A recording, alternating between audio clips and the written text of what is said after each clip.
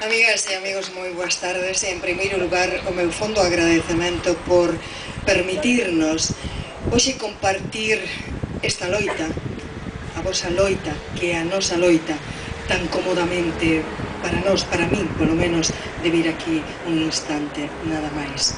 Sabendo que esa loita a que vos estades a librar é tamén a miña. Como dicía Pepe ao principio, e isto vai constar de dúas roldas, mas eu vou deixar a poesía para a segunda, porque faiseme necesario falar, conversar con vos por unha razón moi sinxela, e é a miña relación íntima con esta terra, íntima relación familiar e de amizade.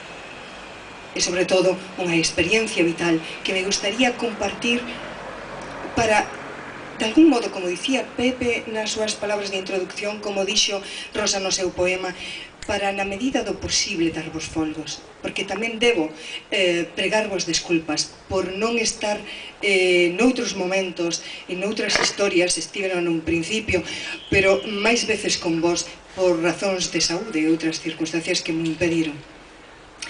Dicía que me gustaría compartir esa experiencia que temos en común porque penso que este intercambio é a mellor forma de coñecernos, de achegarnos uns aos outros. Falar quere dicir meditar, reflexionar sobre as cousas que nos pasan, malas ou boas. Pásannos porque estamos vivos, e estar vivo é moi diferente de ir morrendo, e isto non é un xogo de palabras, porque ben sabemos todos que entregarse sen resistencia á desgraza é unha forma de claudicar, é unha forma de morrer, certamente.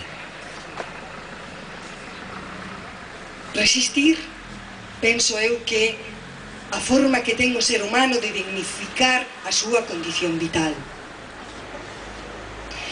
É entendible que nos axeonllemos ante a desgraza, é dicir, ante aquelo que nos impide ser, mellores, que nos impide medrar por dentro e por fora, aquelo que nos priva dos nosos dereitos e da nosa liberdade, e iso sí que é unha desgraza, non ser libre. É normal, pero tamén é decisivo loitar e resistir. A liberdade é unha conquista, porque a liberdade non existe, existe a liberación do ser humano. E o certo é que podemos ser libres por unha imposición, podemos non ser libres por unha imposición, pero tamén por comodidade, porque é mellor que os nosos problemas ou certas papeletas as resolvan outros. E nós quedamos tan cómodamente sentados na nosa cadeira, no noso fogar, mentras outros eso, se comprometen, perden e resolven para nós. Pero tamén podemos non ser libres por descoñecemento, por ignorancia, mas eso non nos exime de culpabilidade, de responsabilidade, porque coñecer non é só un dereito, é un deber da conciencia, porque todos podemos, como dicía, ser víctimas, ser afectados, todos, de unha ou de outra maneira, mas o victimismo é outra cousa, é unha deixazón da nosa responsabilidade. Só asumindo as nosas responsabilidades podemos exixir as responsabilidades dos demais. Eu entendo perfectamente que é unha crítica situación a da xente que non ten un posto de traballo, lóxicamente. Pero penso que unha situación realmente crítica como esa non debería de levarnos a tomar camiños absolutamente en contra de nós, ou admitir propostas ou feitos que son demenciais en si mesmos, que van en contra de nós porque van en contra do noso.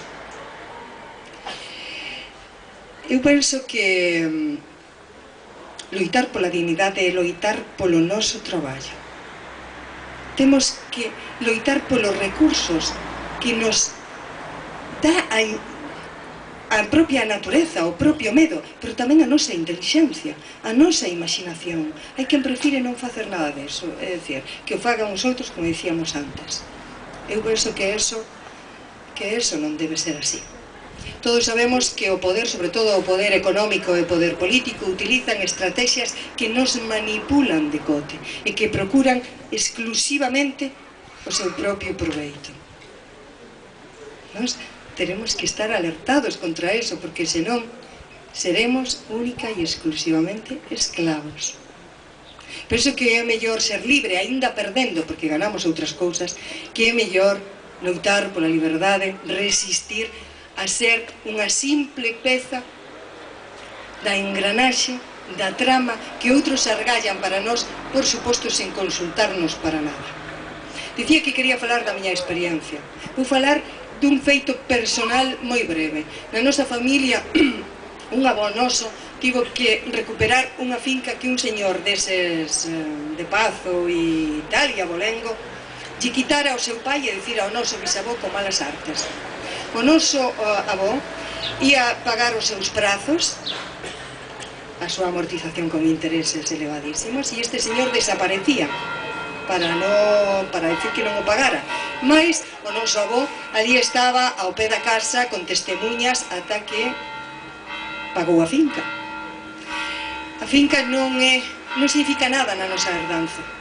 Significa esa actitude de resistencia, de dignidade contra o poder establecido, contra a injustiza. E iso é o que eu estou a aprender de vos unha vez máis. E é polo que vos teño que agradecer de corazón. Porque, como dicía, pasei aquí os mellores anos da miña vida, porque son os mellores os da adolescencia, dende os 9 aos 15 anos. 4 veces ao día facía o percorrido dende a Pedreira, dende o Novas, dende a casa da miña tía Esperanza, ao Colexio Loyola. Tantas veces fomos Elena, Isa e outras polo camiño vello, en vez de en troques de ir pola estrada ou no autobús, como un feito de rebeldía ou de un acto libertario que nos achegaba ao mar, non por casualidade, porque tantas veces fomos ao mar, nos chamábamoslle a marea, a enchouparnos de sal e de aventura, mentre collíamos cangrexos ou fitábamos en perda do tempo toda a riqueza biolóxica desta ribeira, desta ría. E non podo esquecer o pasmo, o abraio, ao ver aquelas mulleres e aqueles homes pola mañanciña, co seu ligón e o seu raño, arrincando eses tesouros á maravillosa horta do mar. E menos aínda podo esquecer o sabor dunha ameixa femia viva, e algo que me embriaga realmente só de recordalo. Mirar unha paisaxe e vivir dela. Sobrevivir tamén, é dicir, utilizar os seus recursos, as súas posibilidades, as súas ofertas. Pero é tamén vivir dela no amplio e mellor sentido da palabra. Encherse de sensacións que nos fan mellores por dentro, que dilatan o noso corazón. Son recursos sempre eses para a felicidade e, sobre todo, para a solidariedade. Esta terra doume o mellor territorio afectivo e intelectual do que dispoño hoxe. E doume, sobre todo, a amizade. Foi unha emoción para min ver a dúas persoas que considero certamente heroínas desta causa, que son Elena Rei do Pico e Lutivina. Todos vós, mais eu fun a través delas que cheguei aquí. E vinas, e sentinas, e souben da súa batalla, como seguramente a vosa, totalmente solitaria contra a incomprensión dos veciños, que se algunha melloría se acada con isto vai ser para todos. Por que? Non entendo tanta ignorancia, tanta estupidez, tanta deixazón. Digo que me dou a amizade, agora síntoa con todos vós. E sinto, sobre todo, unha cousa.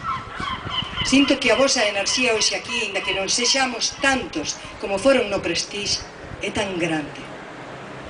E penso que, efectivamente, como decía Pepe, as causas son longas, pero hai unha cultura, hai un poder dunha cultura maiúscula, e non é a cultura só dos intelectuais, dos artistas ou das persoas significadas, que tamén, pero é, sobre todo, a cultura de todos e cada un de nós, aquela que emerxe da nosa relación verdadeira, atenta, amorosa, co noso entorno, coas persoas, co mar, co aire, coa terra, cos edificios.